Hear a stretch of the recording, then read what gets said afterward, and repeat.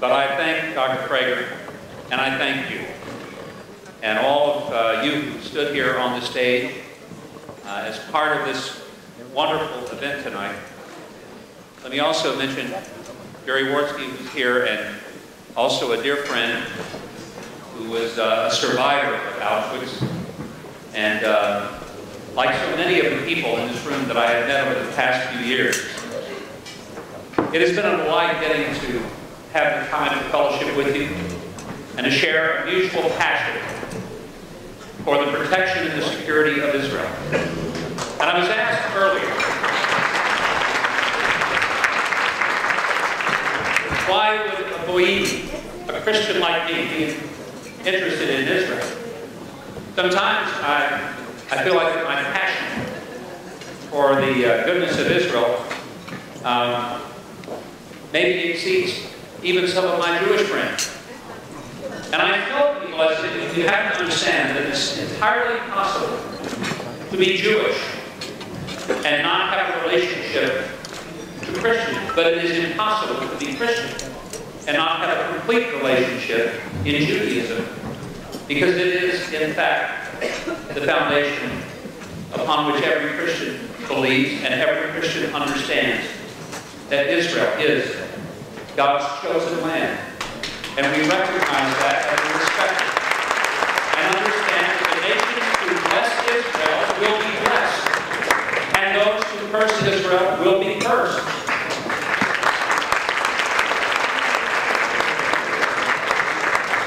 My first trip to Israel was exactly 40 years ago this year, when in July of 1973, just a couple of months before the Yom Kippur War,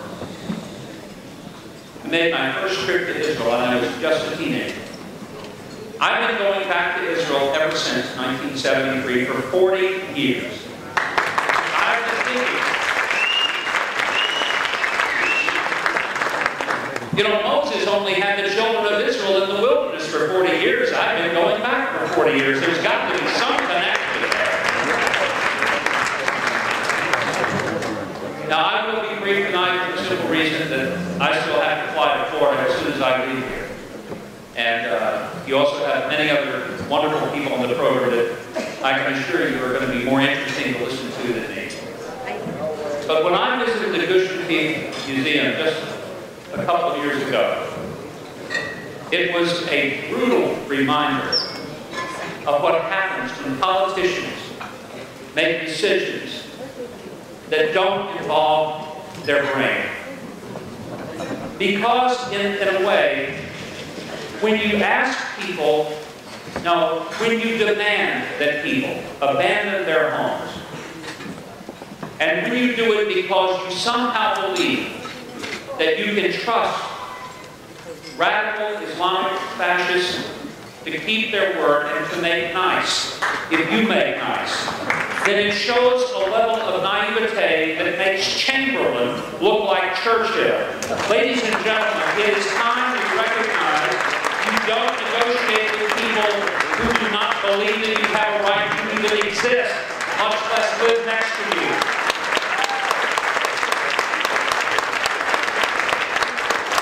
I cannot understand why the Secretary of State visited Egypt and handed over a check for $250 million when we're closing the White House to tourists. That makes no sense at all. Why do you give F-16 Canadian tanks to a country whose elected president associated with a terrorist organization who has openly and publicly called Jews bloodsuckers and the descendants of apes and pigs? Why would you reward someone for that kind of behavior? And even in his Senate confirmation hearings, when John Kerry said they will be held accountable, I got to wondering, is accountability being given F-16 tanks and $250 million? Then, Mr. Secretary, please hold me accountable, because I'd like $250 million. And if that's what it takes to make radical, ridiculous, offensive, inexcusable statements like that, then we should all share in the spoil. This is absurd. And now word is that when the President visits Israel later this month, that he will ask not the Israeli leaders, because it would be seen in bad form to lecture him, although he's been willing to do it before. But it is reported that he will ask the Israeli people to make sacrifices for peace. If that is the case, I would love to escort him personally to the Gush Katif Museum and say, Mr. President, the Israelis have made many sacrifices for peace. Can you show me one sacrifice that the Palestinians have made for peace? I've yet to see it. I would say, Mr. President, I believe the Israelis have given and given and given, and for it they have received nothing in return. And every trip I make to Israel, I always venture into the old city. I go into some of the shops where one can purchase a Palestinian hat. This past month, in February, I had 200 people that I took with me to Israel, most of whom are Christians, most of whom had never been before. I wanted them to understand what is unique about this situation. And I got one of those maps and I said, by the way, open the map up and show me where Israel is. And they opened it up and they didn't see it. And I said, interesting, isn't it? And somehow the people of Israel are being asked to make peace with a people who even in their published maps refuse to acknowledge even so much as the existence of the nation of Israel. And that's why if our president makes the absurd suggestion that Israel should go back to the pre-67 borders, I'm thinking, well, if we're going to roll back, let's just roll all the way back to Abraham, and let's let the borders be the borders that originally were established. Let's go as far back as we can go.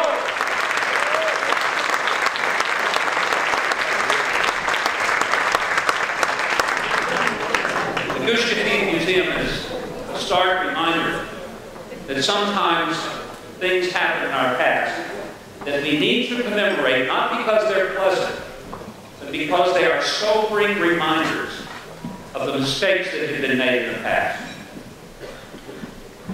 We should not forget that Bull Connor turned the fire hoses on African Americans in the 60s in Alabama.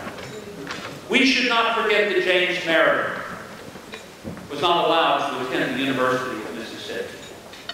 We should not forget that the Little Rock Nine were blocked from the door of Little Rock Central High School by the governor of the state in 1957. Those are not pleasant things, but they are important things because they remind us of what happens when politicians make the wrong decisions and how it affects people and how long it takes to come from beyond it. And so I say tonight that the reason that I wish that the president, and I wish he would be accompanied by as many of the Israeli officials as is possible, would attend the Gush Katif Museum while he's there and watch those films and talk to the people like Rita, who is here tonight, who personally experienced it. I wish that that could happen so that the next time he suggests that the Israelis stop building bedrooms for their children in the land that is theirs, that instead he would spend his time not asking the Israelis to stop building bedrooms, but that he would demand that the Iranians stop building bombs pointed at Israel and the rest of the free world.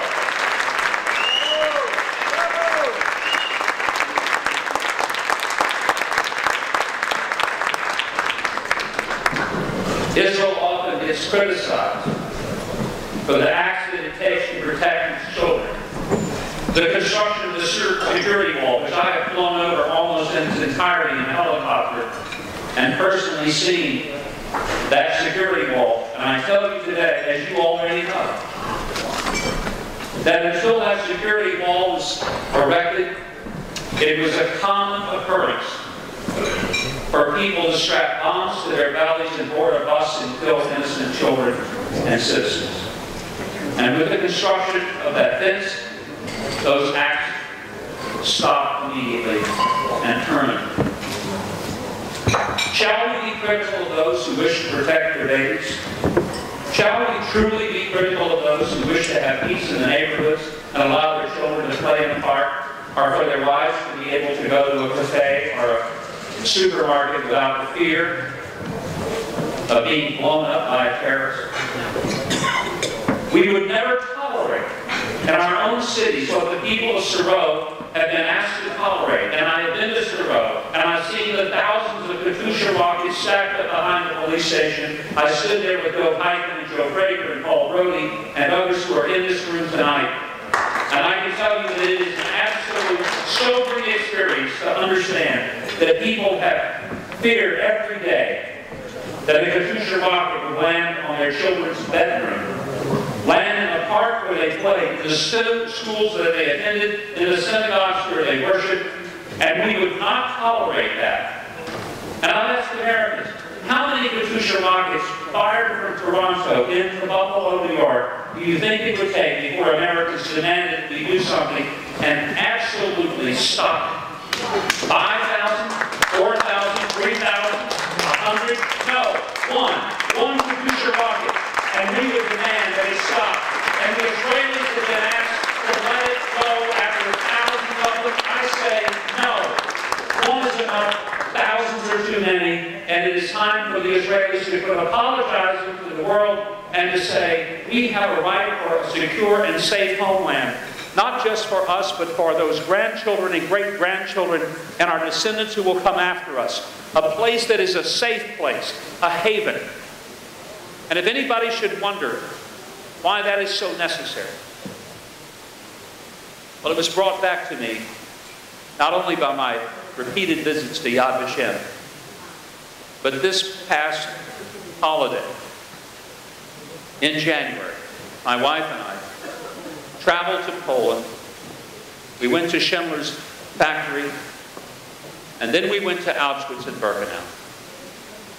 And I stood in the very room where 1.1 million of your relatives and your friends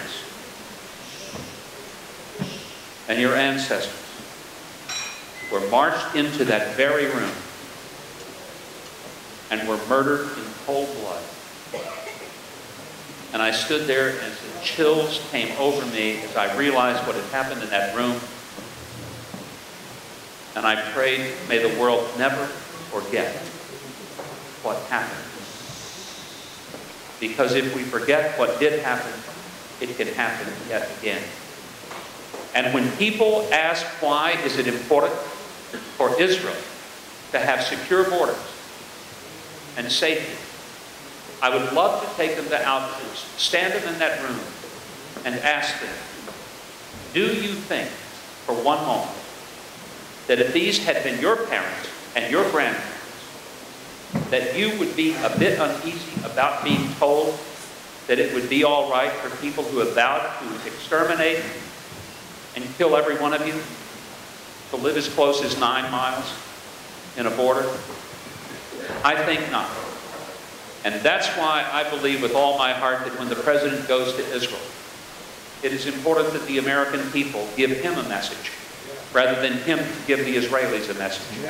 And the message is, Mr. President, Americans stand with Israel because they are a mirror image of our freedom and our democracy in this country.